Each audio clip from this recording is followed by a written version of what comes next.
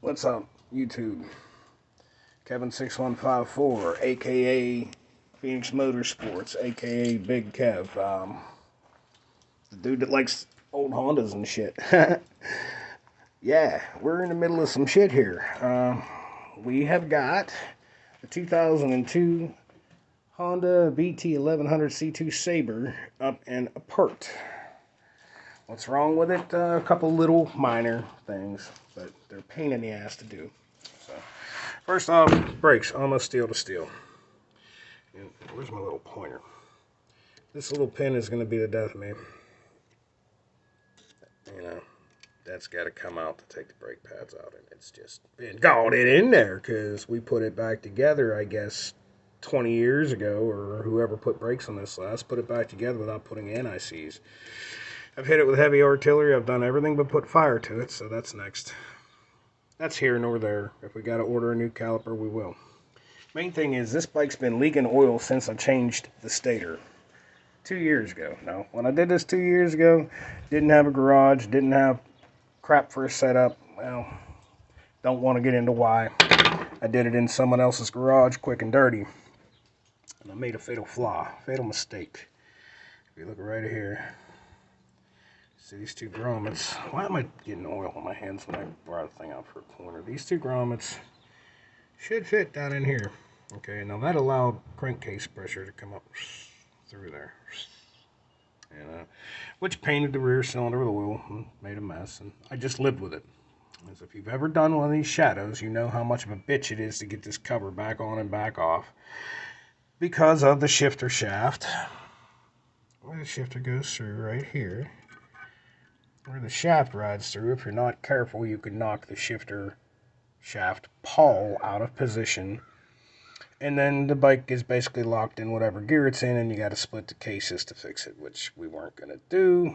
And I did knock the shaft pawl out. I was able to fix it myself with, believe it or not, a long pair of needle nose pliers. I got in there and got it realigned. If you're a motorcycle mechanic, you know what I'm talking about. If not, hey man, sorry to bore you, but this is what I do for fun now. Well, I always did, but source of the oil leak, number 2, this O-ring on the clutch actuator, which runs out here on the outside cover. You don't get much oil through there, but you get some splashback through. You know, bikes, you know what this is and how this works. Look down inside there. Let me get her in the light. See that? That little summer gun, he moves and he pushes this little part in and out, and then that goes on your clutch rod, and that's what makes your clutch go in and out. As you can see over here, there's your clutch rod, and that rides on there. You know. Anyways, back to my point. I'm not real good at making videos, dude. I'm better at fixing bikes. This should be a round O-ring, and as you can see, 22 years later, she's flattening out. So that was allowing a little oil to seep through. And the starter plate as well. The gasket here, you can see this big, yeah, we just don't, like, fuck it. We just don't have no gasket from here to here. Yeah, and there was another big break over here, but, you know, the rest of that just kind of said goodbye as I pulled it apart. So anyways, we're fixing oil leaks and fixing brakes, and haven't decided on whether or not we're going to sell this bike or keep this bike.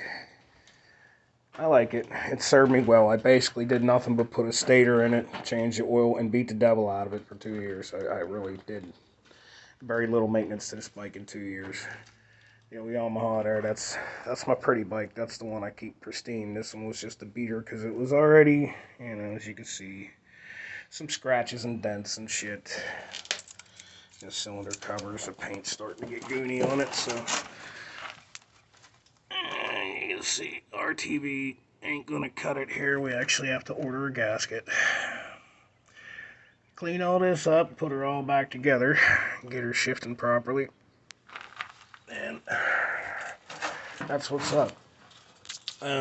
Shout out, I guess, to Harbor Freights, dude. I just bought this workbench set up on the spring Black Friday sale. Man, this makes life a whole lot easier to have a place to set stuff and work on things. Like, I'm gonna have to scrape the gasket material off of here and off of here, you know, that type of thing. makes life so much easier. And you know, I'm working with a dirt floor with some wood on it in an old garage. But hey, at this point in my life, this is what I'm working with.